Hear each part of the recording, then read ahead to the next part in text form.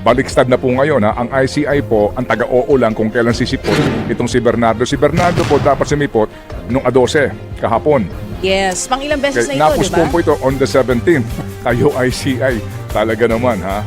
Si Bernardo po ang nagdidikta kung kailan siya lalabas o sisipot sa ICI. Yan po ang katotohanan dito. Kung ating iisipin ngayon pa lang yung pagbaliktad ng mga testigo. Si Ate Aimee kahapon, ay may sinasabi. Oo nga. Okay. Ang lahat ng ito hindi mangyayari kung wala si proponent. Meaning, wala pong kickbackan dito kung wala si proponent. Sino si proponent? Legislator. Okay? So bottom line dito mga kapatid, ano po, sa sinasabi nila may makukulong, wala pong proponent malamang ang makukulong dito. Lalo na yung mga proponent na naglaan ng malalaking pondo hango sa affidavit nitong mga testigo na baka baka biglang magbago na ng testimonya. Patay kang bayan ka. Patay kang bata. Papayag ba tayo? Na mga dilis lang ang makukulong? Yan ang sitwasyon ngayon. Opo. Salamat po na marami. O Ben, mga kapatid, si Ate Aimee kahapon ay may sinasabi. Oo nga. Ano sinasabi ni Ate Sabi Aimee? niya, kung wala kayong warrant of arrest, manahimik na lang kayo dyan. Kay Senator Bato. Oo, tungkol kay Senator Akala Bato. ko doon sa testigong babaliktad. Meron din siya nabanggit nga. Oo, okay. na may isang araw Sige. testigo na yung mga nasabi niya noon ay posibleng hindi na niya. Ano? Hindi na yon ang sabihin niya. Ito yung haharap po dito sa Senate Blue Ribbon Committee hearing na mangyayari na tama ngayong araw, hindi ba? It's tomorrow. Friday. Okay. Oo. Tinutukan daw yung pamilya. Tinakot. And then may natatanong, ito ba si Gutesa? Hindi ho naman po matukoy din specifically ni Senator. Abangan na lang daw ho natin. So ako naman din, I'd like to reserve our comment first, no? Dito po sa mangyayari nga tomorrow kasi hindi pa ho natin alam. Pero kung ating iisipin ngayon pa lang yung pagbaligtad ng mga testigo, ihiwalay na natin si Ginoong Gutesa. Doon tayo sa tatlo na taga-DPWH. Palagay ko mukhang may malaking problema ang bayan sa pagpapanagot dito sa mga, kung tawagin nga po, proponents. Kasi ito ho, hindi tayo magsasawa dito sa paliwanag sa mga nagmamaneho ngayon, sa mga nakikinig ngayon sa atin, sa mga senior, sa mga nasa tahanan po ninyo. Huwag ko kayo mapapagalha at mapapagod ang magsasawa po sa diskusyon na ito, mga kapatid. Hindi po naman sa pagiging cynical o wala ka nang makitang tama, pero mga kapatid, ano po, kapag kasi talaga pong walang mananagot dito na mga mastermind, na mga pasimuno nito, hindi ito matatapos.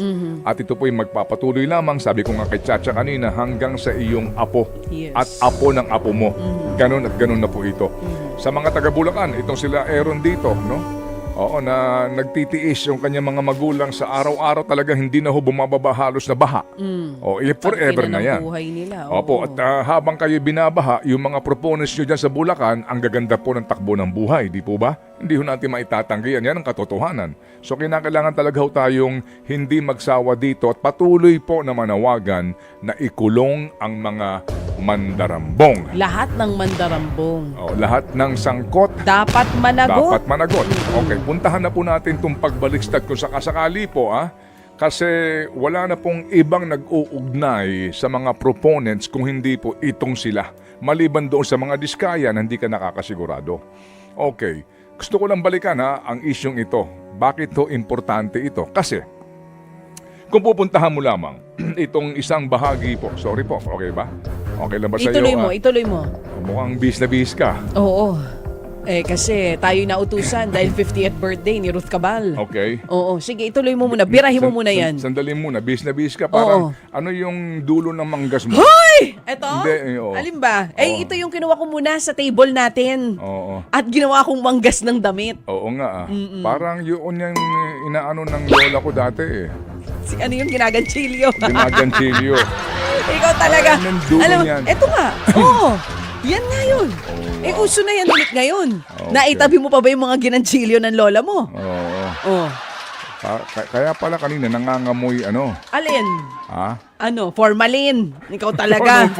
Oo. Sabi ko nangangamoy pabango. Ayan, naayusin ayusin mo. Akala ko kung ano kasi sinabi mo, lola mo. Oh.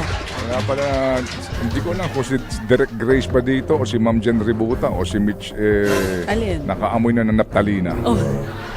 Nakaamoy ka na nun, Ma'am Grace Naptalina. Iba yung bilog-bilog. Hindi mo naabutan, naptalina. What's that? Naptalina yung bilog-bilog? The I-google mo. mothballs? Naptalina yung, Mothballs, right? yung mga bilog-bilog na kulay nilalagay puti. sa damit. Para paiwas sa ipis. Sa ipis. Ayan. Maipis kasi dati. Ngayon mabuwaya. Diba? Usong-uso yan dati. Okay. Oo. Asa na ba ako? Ay, nandito ka na. Nandito ka Hindi na sa... Ituloy mo. Nadidistract ako sa beauty mo, baby Ay, girl. thank you naman. Yan talaga ang goal ko, ang i-distract ka. Ganda ng suot mo, girl. Thank you. Oo. Napagkakamala na naman tayong nepo wife niyan. Nepo baby girl. Ang ganda sa television, Oo. Sige na, ituloy mo na. Inaabangan namin yan Ikaw talaga binibiti mo kami. Apo. Nandun ka Ito sa... po, okay. Ito po sinasabi, part ito ng ICI report. Ito yung kanilang first interim report. Oo. At kung babalikan natin yung bahagi po ng affidavit, nitong sila Hernandez, Alcantara, and Bernardo. Okay? Doon po nila ikinaklaro din kung paano ang hatian. Sabi po dito, once the projects were reflected in the NEP, National Expenditure Program, or GAA, ito ho yung taga-DPWH, yung Rivera na sinasabi. Rivera would make a summary of the projects while Engineer Alcantara would then choose the contractors who would implement the project. This would then trigger the payment of obligations or SOP to the proponent. An advance payment of 10% of the budget allocation when the NEP is released, while the remaining 15% would be paid off to the proponent when the GAA is passed. If the insertions were included in the GAA, the whole 25% SOP is given to the proponent. This 25% payoff is advanced by the contractors to ensure that the project will be awarded to them. In particular, sabi niya rito their testimonies named the following and detailed their participation. Okay.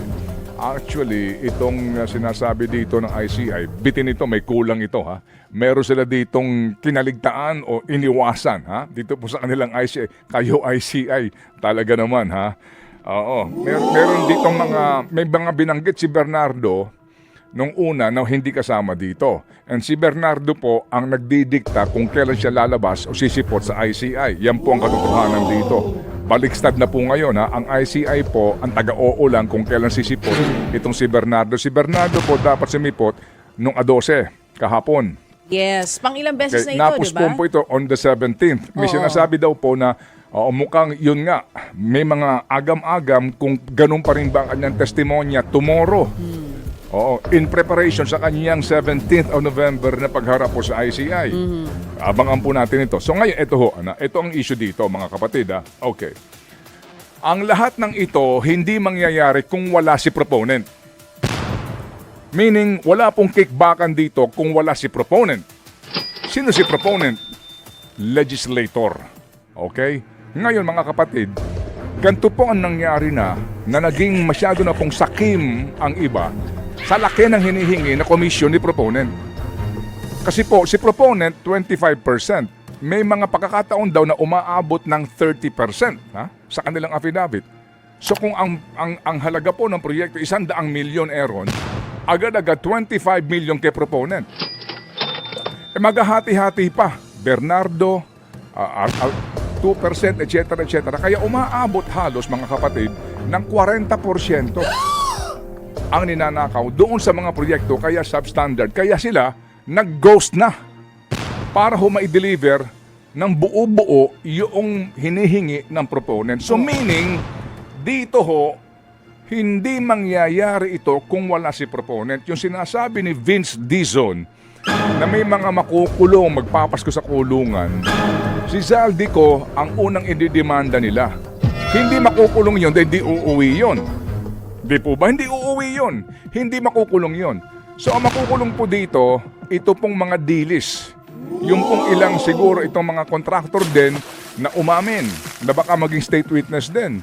So bottom line dito mga kapatid, ano po, sa sinasabi nila may makukulong, wala pong proponent malamang ang makukulong dito. Lalo na yung mga proponent na naglaan ng malalaking pondo hango sa affidavit nitong mga testigo na baka ho daw, baka biglang magbago na ng testimonya. Patay kang bayan ka. Patay kang bata ka. Papayag ba tayo? Na mga dilis lang ang makukulong? Yan ang sitwasyon ngayon. Opo. Tapos naririnig pa natin na may nagsasabi na posibleng mabago yung testimonya ng mga testigo. Okay. So parang alam na natin kung saan papunta. So mga kapatid, tuloy po ang Pasko definitely para ho sa mga Katoliko at Kristiyano. Tuloy po ang Pasko. Of course, tayo, we look forward sa Christmas, sa ating family bonding, sa ating pong gift giving, sa ating pong pagtitiis. Kung ano lang ang kaya natin, yun ang Pasko natin. After all, hindi naman po sa material na bagay ito talaga eh. Hindi ba sabi ko nga, kung buhay pa ho tayo, nagkakasama po tayo, we are so glad and so happy and so thankful and so blessed, right? Pero itong mga proponents na ito, ang Pasko nito, malamang po mga kapatid, sa Europa, sa Amerika, sa Canada, o kung sa Pilipinas po, sigurado po, lahat na po ng mamahaling hamon meron sila at mamahaling prutas. At ang kanilang gift giving, bagamat siguro dahil sila medyo asiwa na ngayon, baka pasikreto na lang ho ang kanila po mga mamahaling mga regalo. Yan ang katotohanan. Kaya again, mga kapatid, ano po sa gitna po nito, focus pa rin po tayo. Ako po lamang naglalahad po ng aking sariling personal na opinion dito, damdamin at kaisipan dito sa isyong ito because this is what is happening now. Anong tingin mo, baby girl? Ngayon, ang tanong, papayag ba tayo? Ha? Yan ang tanong ko sa taong bayan. Papayag ba kayo na walang makukulong, na malalaking isda? Puro na lang maliliit, ikukulong saglit, Opo, tapos opo. palalayain din naman sa dulo?